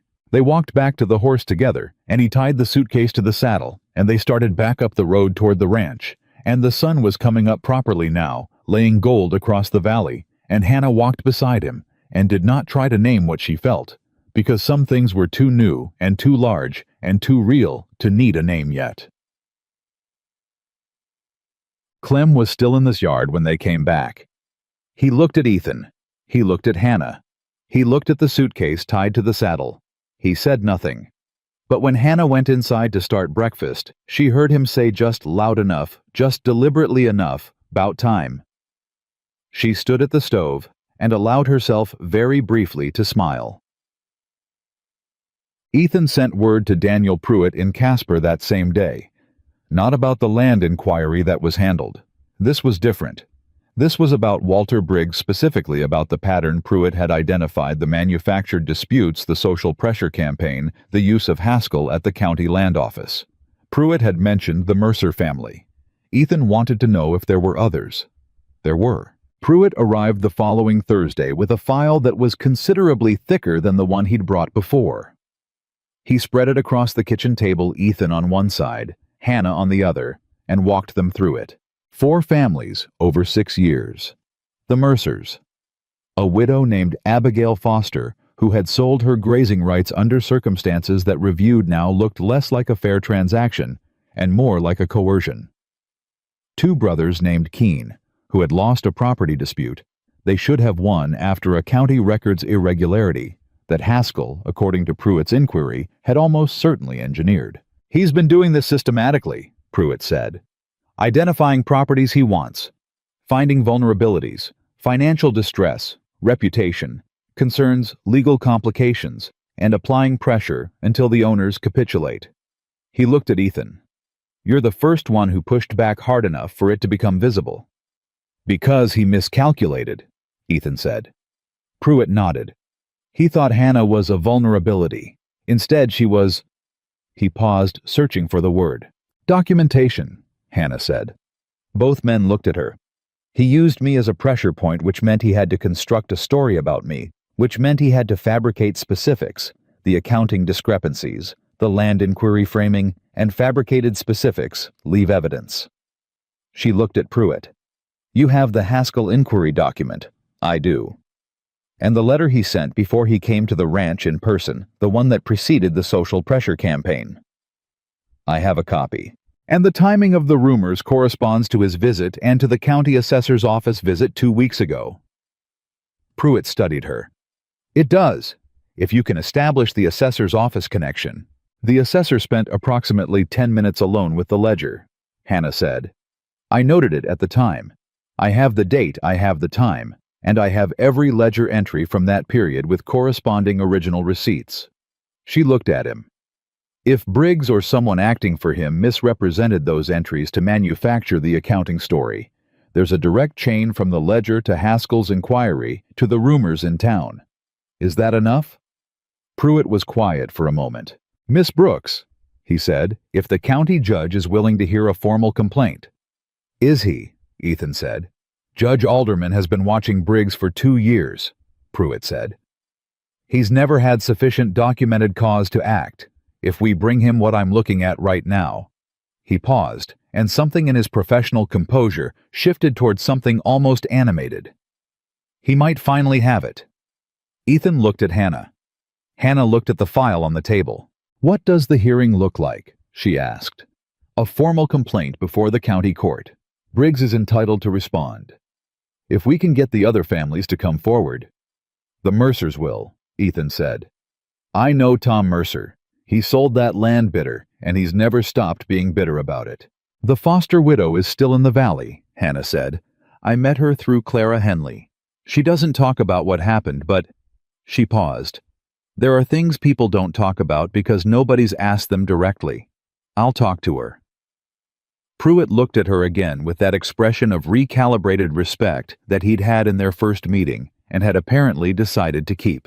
"You'd be a witness yourself," he said. "You understand that. The accounting fabrication that's directly about you." "I know," Hannah said. "It will put you in front of the court. Briggs's lawyer will come at your character." "Briggs's lawyer has been coming at my character for 3 months," Hannah said. "At least in a court I get to respond." 10. She went to see Abigail Foster on a Friday. Abigail was a woman in her late 50s who had built something real on a piece of land her husband left her, and then watched it be taken by degrees. First, the grazing rights, then the water access, Then the land itself sold at a price that covered her debts and left nothing. She lived now in a small house on the edge of town, and kept a garden, and didn't talk about what happened because talking about it meant reliving it, and reliving it cost something she'd already spent. Hannah sat with her at the kitchen table and did not open with the case or the hearing or any of it. She just sat. She accepted the coffee Abigail offered, and she asked how the garden was doing, and she listened for 20 minutes before she said quietly, "I want to ask you something difficult." Abigail looked at her. "Walter Briggs," Hannah said. The name landed in the room like a stone in still water. Abigail's face didn't change, but her hands around her coffee cup went still in a particular way. "Why?" she said. "Because he did the same thing to you that he's been trying to do to Ethan Walker. And we have enough now to take it to Judge Alderman. But we need you." Silence. "It won't undo what happened to you," Hannah said. "I know that. I'm not pretending it will. But it might stop him from doing it to someone else. There are families in this valley who don't know yet that he's coming for them." Abigail looked at her cup. "They said things about you," she said finally. "The town, when you first came." "They did," Hannah said. "I heard what Walker did at the town meeting." "Yes." Abigail was quiet for a long moment. "My husband worked that land for 20 years, she said. "I worked it for 7 more after he died. And they made it look like I was confused, like I hadn't understood what I was signing." She looked up. "I understood exactly what I was signing. I signed it because the alternative was worse. Because they had made the alternative worse deliberately, and I had no way to prove it." "You have a way now," Hannah said. Another silence. Then Abigail Foster put her cup down. "Tell me what you need," she said. The hearing was set for the 2nd week of October. The valley knew about it within 48 hours, because valleys always know, and the knowing changed something in the quality of the air. People who had avoided Hannah in the mercantile started meeting her eye. Bet Crawford crossed the street when she saw her coming, which was a form of acknowledgement in itself. The Eli boy, who had no understanding of county court proceedings, informed her solemnly that his mother had said she was brave. Hannah told him she was mostly just tired of being quiet. He nodded like that made complete sense. At the ranch, the tempo of the days had changed. Not dramatically, the work was still the work the horses still needed. Feeding the accounts still needed keeping. Gus still left his cup in the basin, and Pete still knocked before coming in. But something in the atmosphere of the place had shifted in the way that atmospheres shift when two people stop pretending a thing isn't true. Ethan and Hannah did not discuss what had happened at the depot. They didn't need to. It was present in the small things, the way he made sure she was in the room before he started a conversation, that mattered. The way she left the lamp on, when she knew he'd be riding in late, the way they had stopped observing the careful distance they'd kept for months and simply existed in the same spaces without calculation. Clem watched all of this with the expression of a man who has won a private bet with himself. He said nothing. He was wise enough for that. 4 days before the hearing, Walter Briggs made one final move. It came in the form of a visit not to Ethan this time, but to Hannah directly. He came to the ranch on a Tuesday afternoon when he knew Ethan was on the South Range, which meant he had been watching the schedule, which meant the calculation behind the visit was precise. Hannah was in the kitchen when she heard the buggy. She looked out. She recognized the horse. She untied her apron, folded it over the chair back, and went to the door. Briggs stepped down from the buggy with his hat in hand, which was a performance of courtesy designed to disarm. "Miss Brooks," he said, "I wonder if I could have a few minutes." Hannah stood in the doorway. "You can say what you have to say from there," she said. Something moved in his expression. Recalculation. "I want to speak plainly with you," he said. "You've never spoken plainly with anyone," Hannah said. "But go ahead." He looked at her with the expression of a man deciding whether to be charmed or offended and settling on neither. "The hearing," he said. "I want you to understand That whatever you think you have, whatever Pruitt has assembled, it won't hold up the way you're hoping. County court proceedings are public. Everything about your background, your employment history, your reasons for coming to this valley, all of it becomes part of the record. I know that, Hannah said. You're a young woman with no family, no property, no standing, he said, still pleasant, still measured. My lawyer is very good at making juries understand context. I'd hate for this to become something that follows you. Hannah looked at him. She thought about Abigail Foster's hands going still around her coffee cup. She thought about the Keene brothers and the Mercer family and the file on Pruitt's table. She thought about the 16-year-old girl who had watched her parents die and learned to make herself invisible to survive and had been making herself invisible in one way or another ever since. Mr. Briggs, she said, you came here because you thought I'd be frightened. You thought that if you reminded me of everything, I don't have the name, the standing, the security, you could convince me to pull out of the hearing and take Ethan with me. She paused. You've been doing that to people in this valley for 6 years, finding the thing they're most afraid of and pressing on it until they give you what you want. His pleasant expression had become something else entirely. The difference, Hannah said, is that the thing you're pressing on this time is something I've already survived. Multiple times. You can't frighten me with my own life, Mr. Briggs. I've lived it. I know exactly how much it costs, and I'm still here. She reached for the door. We'll see you in court. She closed it. She stood on the other side with her hand flat against the wood and her heart going at twice its normal rate, and she listened to the sound of the buggy turning in the yard and heading back down the track. Then she went back to the kitchen. She picked up her apron. She tied it back on. Her hands were completely steady. Ethan came in that evening, and Clem told him about the buggy before Hannah could, because Clem had eyes everywhere, and always had. Ethan came straight to the kitchen. He came here, he said. He did. What did he say? Hannah told him plainly and completely the way she told him everything. When she finished, Ethan stood very still in that particular way of his, the stillness that came not from calm, but from the decision to be calm, while something beneath it was considerably less so. He came here while I was on the range, he said. He knew your schedule. I know he did. His jaw was tight. Hannah. I handled it, she said. I know you handled it. That's not... He stopped. Tried again.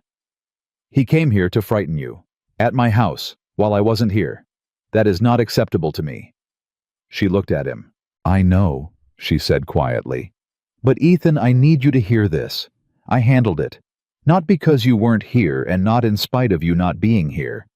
I handled it because I am capable of handling it. And that matters to me. The fact that I could stand in that doorway and say what I said and close the door that matters.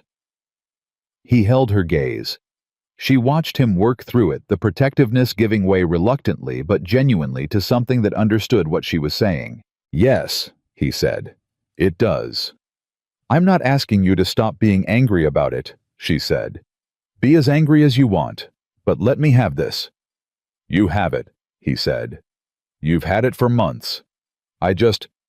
He paused, and something honest and unguarded moved through his face. I don't like that he got that close to you. He didn't get close to me, Hannah said. He got to the door. That's as far as he got. Something in him settled. Yeah, he said. I guess it is.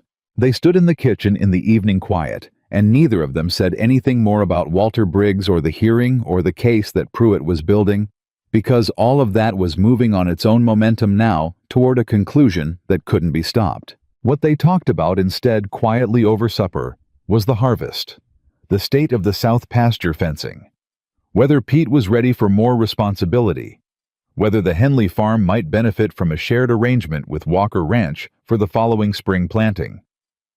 Ordinary things.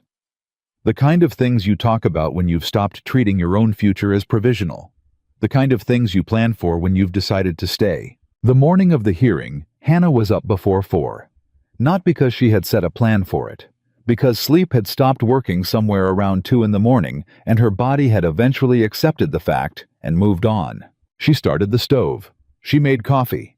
She sat at the kitchen table in the dark with both hands around her cup, and she went through it all one more time. Not with anxiety, but with the methodical focus of someone who is prepared for something as thoroughly as preparation allows, and is now simply waiting for the preparation to meet the reality. She had her documentation in a leather folder Pruitt had provided. Every receipt, every ledger entry, the reconciliation document, her employment summary witnessed and dated, the notes she had kept out of old habit, out of the lifelong instinct to protect herself with paper about the assessor's visit, about Briggs's visit to the ranch, about the specific dates the rumors had shifted and intensified. Pruitt had looked at her folder 2 days ago and said quietly that he wished all his clients were this organized. She had told him it came from years of being in positions where no one else was going to protect her interests. He had not said anything to that, but he had closed the folder with the careful respect of a man who understood what it represented. Ethan came downstairs at 5:15. He stopped when he saw her at the table, took in the leather folder, took in her face. He poured himself coffee and sat down across from her. "How are you?" he asked. "Ready," she said. He looked at her. "That's not what I asked." She considered that. "I'm ready," she said again. "And I want it to be over. Not because I'm afraid of it, because I'm tired of it. I'm tired of Walter Briggs occupying space in every day. I want my days back." Ethan nodded slowly. "After today," he said, "he won't occupy anything." "You sound certain." "Pruitt is the best lawyer in 3 counties, Ethan said. "We have documentation you built. We have 3 other families. We have Haskell's paper trail." He paused. "And we have you. You're going to stand up there and be exactly who you are, and that is going to be more than enough." She looked at him across the table. "You believe that?" she said, not a challenge, just registering it. "I do," he said simply. She looked back at her coffee. She thought about being 17 and believing that what you deserved and what you got were 2 things that had no reliable relationship. She thought about how long she had operated on that belief, how much of her life she had organized around the expectation of nothing. She thought about Ethan Walker riding bareback to a train platform at 6 in the morning. "All right," she said. She picked up her folder. "Let's go." HUD. The county courthouse in Red Willow Valley was a single-story building of serious ambition, more formal than the town around it. Its wooden facade painted white and maintained with the particular pride of a community that wanted the law to look like something worth respecting. By the time Ethan and Hannah arrived, the building was already full. That was the first surprise. Hannah had expected the hearing to be an official proceeding witnessed by a handful of interested parties.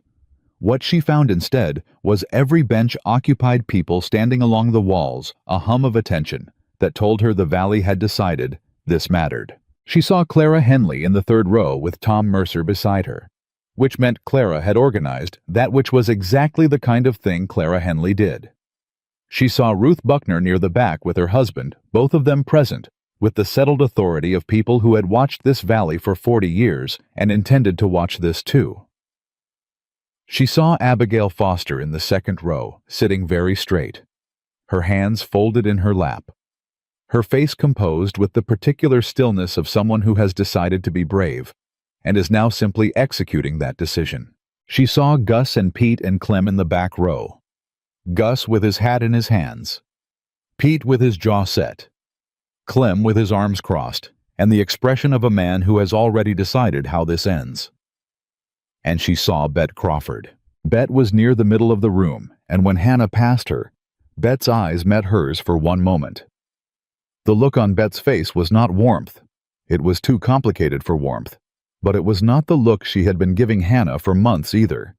It was something more like reckoning, like a woman who has told a story and is now waiting to find out whether the story was true. Hannah held the look for a second and then moved on. She sat beside Pruitt at the plaintiff's table. Walter Briggs was already seated across the room with his lawyer, a smooth, broad-shouldered man from Cheyenne named Hardcastle, who had the look of someone who won by making the other side feel small. He glanced at Hannah, once assessed her the way lawyers assess opposition witnesses, and looked away. Hannah opened her folder and checked her documents in order. She was not small. She had decided that a long time ago, and she was deciding it again now, specifically for this room.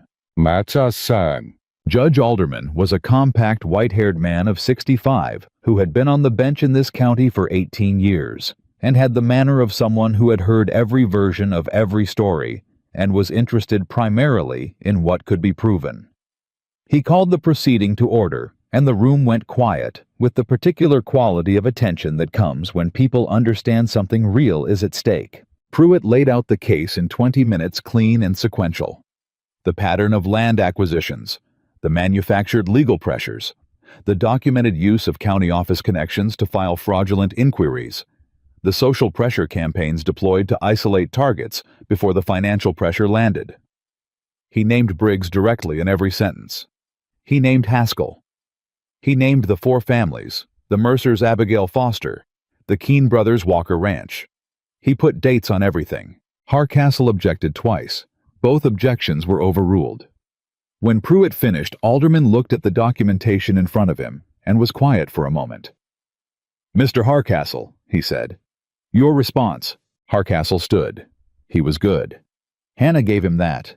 He worked the ambiguity, the alternative interpretations, the possibility that what looked like a coordinated pattern was coincidence and business practice and the natural friction of a growing economic community. He was smooth and reasonable, and he made several points that were not without logic, but he kept returning almost against his own will to Hannah. He questioned the nature of her employment. He questioned her competence to manage accounts. He introduced with elegant indirection the suggestion that the accounting irregularities she had identified and documented were themselves suspicious, that someone familiar enough with a ledger to find discrepancies was familiar enough to create them. The room reacted to that, not loudly, but a shift, a collective tightening that Alderman felt too, because he looked up from his papers. Hannah felt Ethan go still beside her. She put her hand briefly on his arm just for a second, just enough, and then she folded her hands on top of her folder and looked at Hardcastle with complete composure. She had expected this. She had been waiting for it. Her moment came 40 minutes into the proceeding when Pruitt called her to give her account. She stood. She walked to the front of the room. She was aware with the complete and specific awareness of someone who has been looked at and found wanting their entire life that every person in that courtroom was looking at her now. She was aware of Bet Crawford's reckoning face, and Clara Henley's steady one, and Abigail Foster's composed one, and the faces of people she knew and didn't know, and had served and had been judged by all of them watching. She was aware of Ethan watching. She set her folder on the edge of the table before her. She told the truth. She told it the way she did everything plainly, in order with documentation at every point where documentation existed. She walked through her arrival at the ranch, her employment terms, the organization of the household accounts, the specific entries that had been misrepresented, and how she could prove they had been misrepresented. She described the assessor's visit with the precision of someone who had written down the date and time when it happened, not knowing then why she would need it, only knowing that she had learned to write things down. She described what Walter Briggs had said when he came to the ranch, and she described what she had said back. She described the land inquiry and what it had been designed to do. She described without drama what the last 4 months had cost her.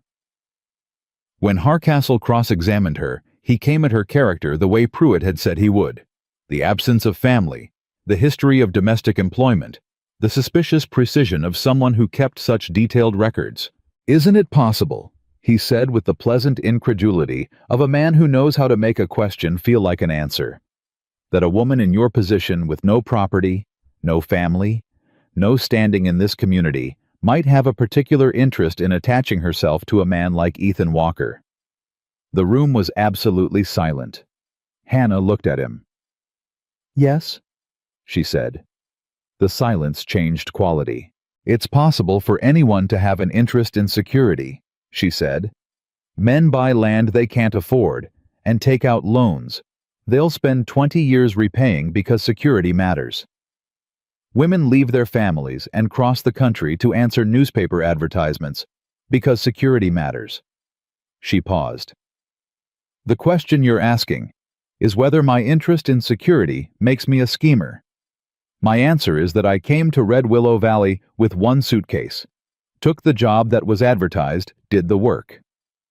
As described, kept records of every cent that passed through that household, left those records accessible at all times, and have now produced them in their entirety before this court. She looked at him steadily. If that is the behavior of a schemer, Mr. Hardcastle, then scheming looks a great deal like honesty. There was a sound from the courtroom. Not applause, this was a legal proceeding, and the room knew it. But an exhale, collective and real, with something in it that was close to recognition. Hardcastle looked at her. He looked at his notes. He said, "No further questions." Tom Mercer came forward after Hannah. He was a large, weathered man who had spent 2 years swallowing what had been done to him and now set it down in front of the court with the deliberate relief of someone finally putting a weight on a table. Abigail Foster came after him. She was quieter than Tom. Her voice was measured and her hands were steady, and she said what she had to say with a dignity that made Hardcastle's gentle questioning seem not clever but cruel, which was, Hannah thought, the most honest Hardcastle had managed to look all morning. The Keene brothers had sent a written statement through Pruitt, which he read into the record.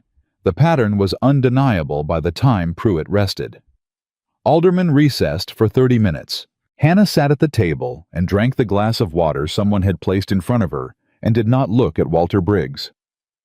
Ethan came and sat in the chair beside her. He didn't say anything. He just sat there. That was enough. The recess lasted 25 minutes. When Alderman returned, the room settled instantly. He looked at his papers. He looked at Hardcastle. He looked at Pruitt. His expression held the particular weight of a man who has made up his mind and is now simply putting the language around it. "I have reviewed the documentation submitted by the plaintiffs," he said.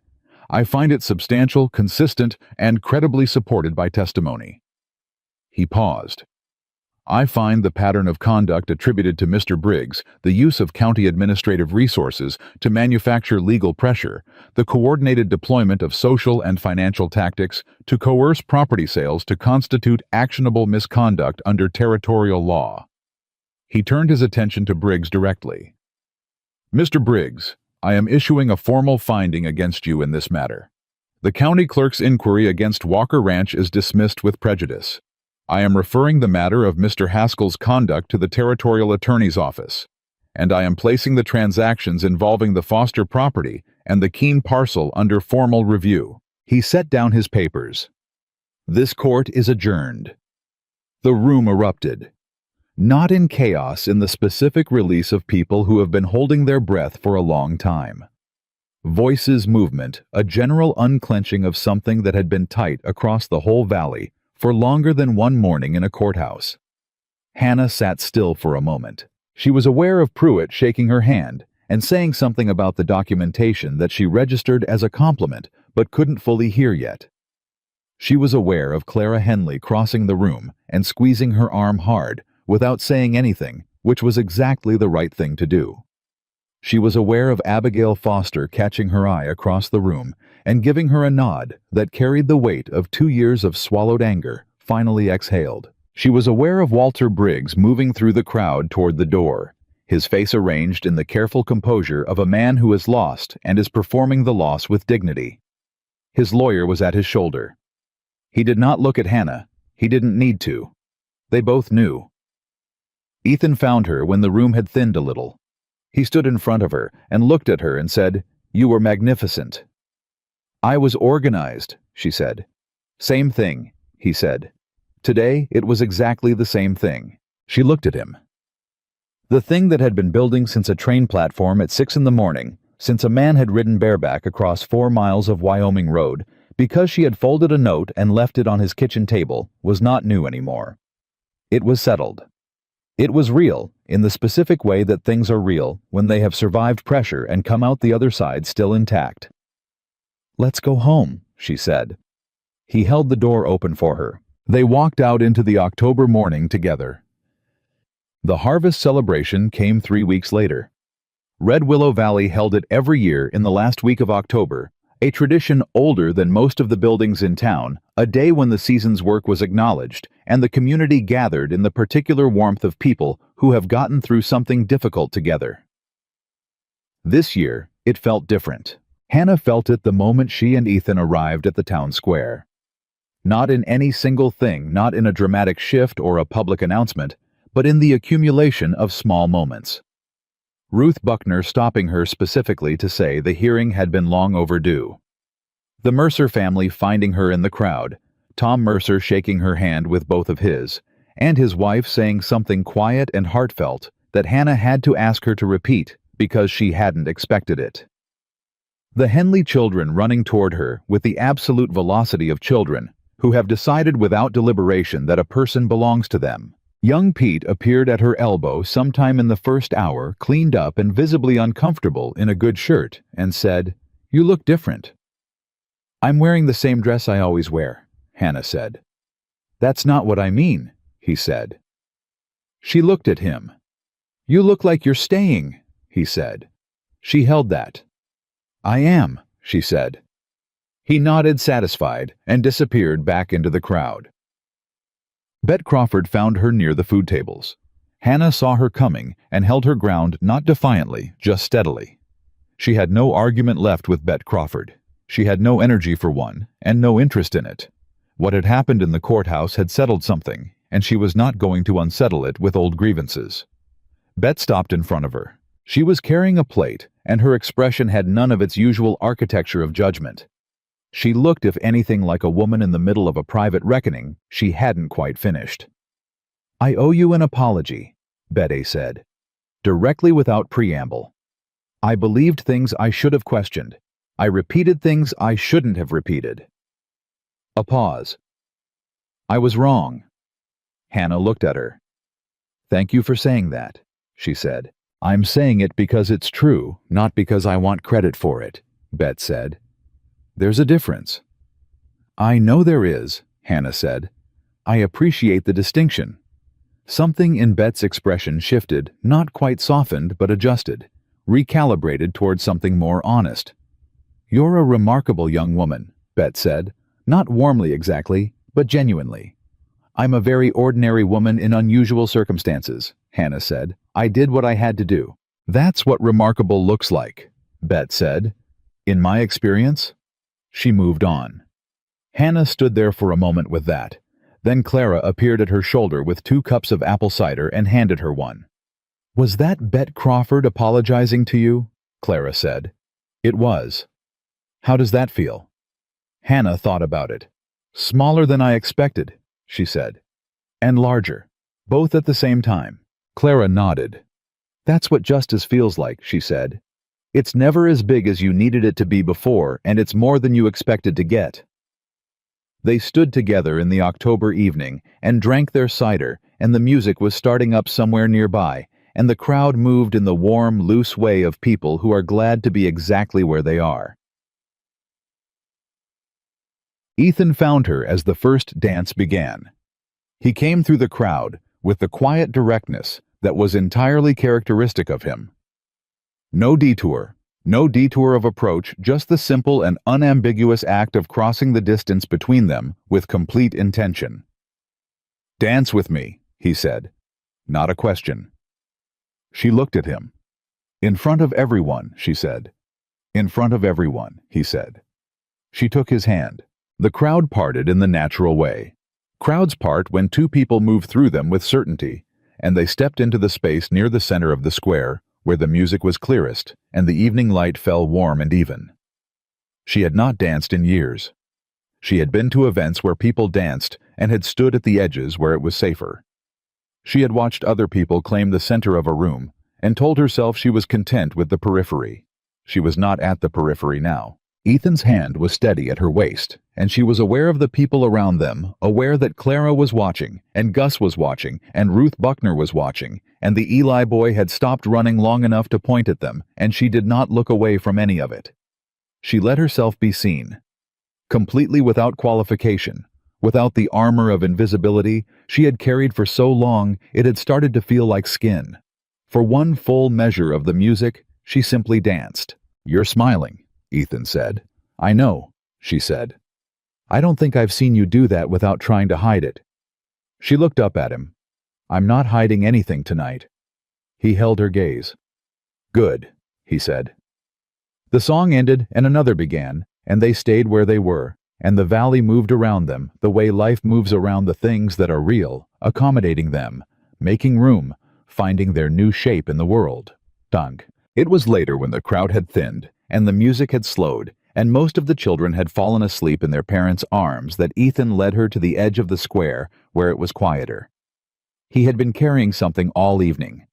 She had known it the way she knew most things about him now by the quality of his stillness, the slight weight in his manner that said something was waiting for its moment. He turned to face her. He was not a man who made speeches. She knew that too. What he said plainly, the way he always said things. "The ranch became what it is this year because of you," he said. "Not just the accounts or the household or the work, though all of that is true. Because you, the way you move through a place, the way you look at people, the way you treat every person you encounter, like they're worth being treated well, that changed everything. The men work differently. The neighbors trust differently. He paused. "I'm different." She was very still. "I told you at the depot that I already loved you," he said. "I meant it then. I mean it more now." He reached into his coat pocket. "And I want to ask you something. But I want to ask it right, so I need you to hear all of it before you answer." She nodded. She did not trust her voice. "I'm not asking you because you need a home," he said. "You've shown everyone in this valley, shown yourself, that you can build a home wherever you land. I'm not asking because of what happened in the courthouse, or what people think now, or what it looks like from the outside." He looked at her. "I'm asking because when I think about the next 30 years, every single version of it that matters has you in it. Not as the woman who keeps the house, as the woman I chose, as the woman who chose me back, as the person whose opinion I want on every decision I make for the rest of my life." He opened his hand. His grandmother's ring, a simple gold band with a small stone that caught the light, lay in his palm. "Marry me, Hannah," he said. "Not because you need to, because I want you to want to." She looked at the ring. She looked at him. She thought about a girl with a worn suitcase and 14 words in the back of a newspaper and no expectation of anything. She thought about the note she had left on a kitchen table and the man who had ridden 4 miles to tell her she was wrong. She thought about every moment she had decided to stay when leaving was easier. Every moment she had chosen honesty, when silence was safer. Every small act of courage that had looked from the outside like ordinary work. She thought about what Pete had said tonight. "You look like you're staying." She was. She had been for longer than she had let herself admit. "Yes," she said. It came out steady and whole, and completely without reservation. The first yes she had ever said that didn't have a contingency built into it, a waiting for the other shoe, a preparation for the cost. Just yes, plain and full and real. Ethan slid the ring onto her finger, and she felt the cool weight of it settle, and it felt right in the most fundamental sense, the way things feel, right when they are true. And she looked up at him, and he was smiling, the smile she had seen for the first time on a train platform. The smile that had no performance in it, no calculation, only certainty. She put her free hand against his face. "I've been ready to leave somewhere my whole life," she said quietly. "I don't know how to be the person who stays." "You already are," he said. "You've been that person since August." She felt the truth of that land in her chest and stay there. He was right. She had stopped leaving the moment she picked up that cup and put it back in the cabinet and walked out into the dark, not away from something but toward it, even if she hadn't known it yet. The crowd found them shortly after it was inevitable, in a valley this small, and the sound that rose was the specific warmth of people who have watched something real and are glad to have been present for it. Clara's voice was somewhere in there. Gus made a sound that was the closest thing to a whoop she had ever heard from him. The Eli boy asked if this meant he could call her something other than Miss Brooks, and she told him yes, and he shouted her first name at full volume into the October air, like it was the best news he'd received all year. Hannah Brooks stood in the center of Red Willow Valley, with Ethan Walker's ring on her finger, and the whole of the community around her, and she let herself have it fully, without managing it, without waiting for it to be taken back. She had come to this valley with nothing but the ability to work and the quiet, stubborn insistence on her own dignity. She left that evening with everything that had always been hers, not given to her by luck or circumstance, or a man with a ranch and a kind face. Earned in the ledger pages, and the early mornings in the doorway conversations, and the court testimony, in every moment she had chosen honesty over convenience, and staying over fleeing, and herself over the smaller version of herself that other people found easier to manage. She had not become someone new. She had simply finally been allowed to be exactly who she had always been, and that all of that was enough. It was more than enough. It was everything.